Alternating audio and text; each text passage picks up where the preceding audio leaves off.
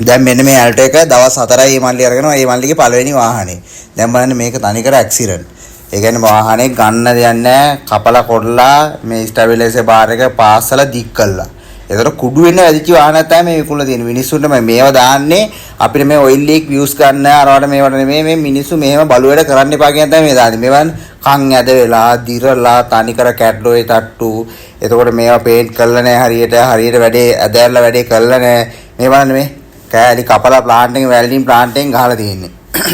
එතකොට චැසි පුපුරලා තියෙනවා කැට්ලෝයි කඩාගෙන වැටෙනවා ෂොක් ඇද වෙලා තනිකර එලයින්මන්ට් වෙනස්. මේ බලන්න මේ ට්‍රැක් කරලා බ්‍රේක් ගාපුවම ජරබර ගන්නවා. එතකොට ඔයිල් ලීක් එකයි.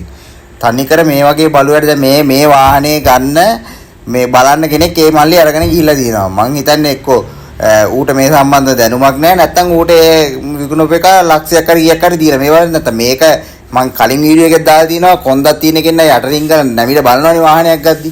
ඒතකොට ඒක මේක බලලා නැහැ. බලලා නැහැ කියන්නේ මේක බලන්න මේ වාහනේ හදන්න බෑ ලක්ෂ 5කටවත්. ඒතකොට පළවෙනි වාහනේ ඔයගොල්ලෝ හිතන්න මේ වගේ දෙයක් උනාට පස්සේ මේ මිනිස්සයාට සංසාරේ මේවනේ මෙන්න මෙතනින් තමයි ට්‍රැක් වෙලා තියෙන්නේ මේ. තනි කර දිරලා තියෙන බ්‍රේක් ගහපුවම මේ චැසි ඇඹරෙනකොට මේක ජරබර ගන්නවා. එතකොට මේක දැන් මම හදන්න බාර අරගෙන මං කොහොමද මේක හදන්නේ? මට හදන්නත් බෑ. ඉතින් ලක්ෂ 5ක් අලුතෙන් ගත්ත වාහනේට වියදම් කරන්න බෑනේ.